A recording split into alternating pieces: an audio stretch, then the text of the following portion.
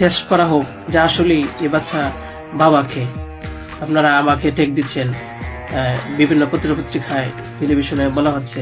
আমি আপনাদের কাছে শুধু এই কথাইগুলি বলবো যে আল্লাহ তাআলা বিচারের উপরে যদি শ্রদ্ধাশীল থাকেন, এই বিশ্বাস করেন, তাহলে আমাকে নিয়ে আর এরকম কাজ করবেন না। আপনারা সঠিক তদন্ত করে সঠিক অপরাধীকে খুঁজে বের করুন।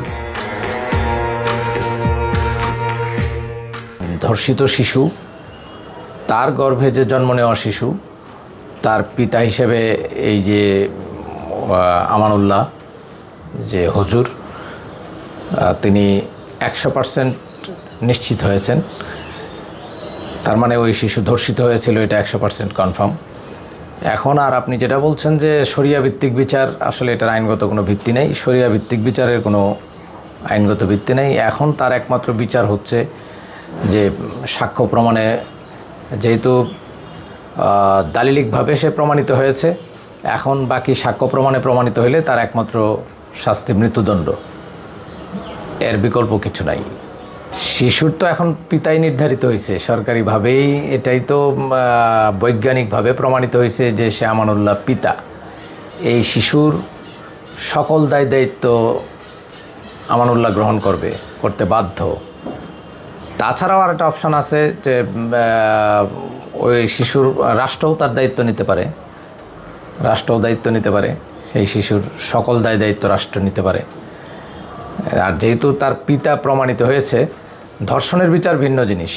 ধর্ষণটা হবে, সে ধর্ষিত হয়েছে, ওইটার বিচার হবে।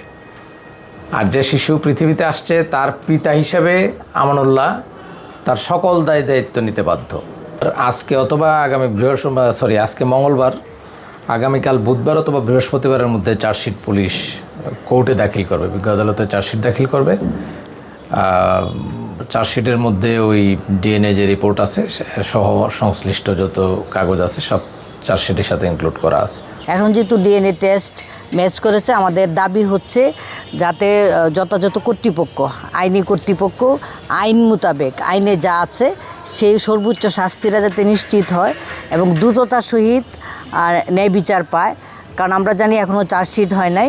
চার্জশিট প্রদানের সাথে সাথে দ্রুত সময়ের মধ্যে যাতে ন্যায় বিচার পায়, তাহলে আমাদের সমাজ থেকে এই যে ধর্ষণের মতো ঘটনা এগুলি কমে আসবে। ওই ব্যক্তিকে আপনার নির্দোষ প্রমাণ করার জন্য ঘটনার সাথে সাথেই তাৎক্ষণিক ওই জায়গায় গিয়ে বিভিন্ন ধরনের বক্তব্য দিয়ে তদন্ত কাজ ব্যাহত করেছে। আমরা এই ঘটনাটার নিন্দা জানাই। আজকে দেখেছেন আপনার ডিএনএর সাথে ওই আমানুল্লাহ সাগরের মিল পাওয়া গেছে। এখন ওই ব্যক্তিরা কি বলবেন? তারা বড় বড় কমিটির পক্ষ থেকে, কেউ ব্যাফাকের পক্ষ থেকে, মাদ্রাসা কমিটির পক্ষ থেকে চলে গিয়েছিলেন। আজকে যে ডিএনএ মিলল, এখন আপনারা জাতির কাছে কি বলবেন? জাতি তো এখন আমাদের উলামায়ে কেরামদেরকে নিয়ে, আলেম উলামাদেরকে নিয়ে হাসাহাসি করছে।